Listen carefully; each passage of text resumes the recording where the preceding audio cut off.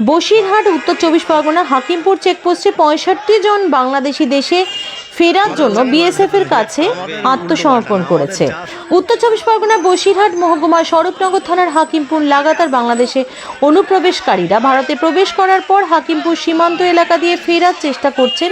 গত কয়েকদিন ধরে লাগাতার ভিড় লক্ষ্য করা যাচ্ছিল হাকিমপুর সীমান্ত এলাকায়।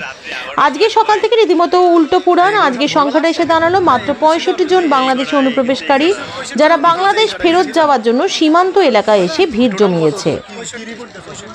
বসিরহাট থেকে সত্যম নিউজের বিশেষ নিউজ, আপনাদের সঙ্গে আমি দুর্বা। হ্যাঁ, কেষ্টপুর থাকতেন, বাড়ি কোথায় বাংলাদেশে? কয়রা বাড়ি। কতদিন আগে আসছিলেন?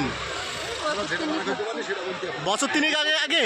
তো এখানে কোনো কাগজপত্র কিছু নেই, আর ফিরে যাচ্ছেন কেন এখন? ভালো লাগছে না, দেশ বাড়ি যাই। স্বামীটা এখানে মরে গেছে, আর কি করবো, এখান থেকে স্বামী মারা গেছে। কি নাম আপনার?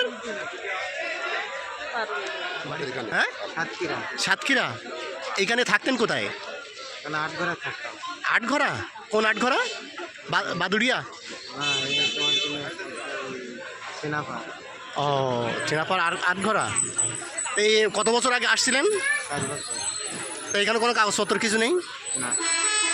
তা ফিরে যাচ্ছেন কেন এখন? ফিরে যাচ্ছেন কেন? এখন এই যে ফিরে এসে থাকা যাবে না,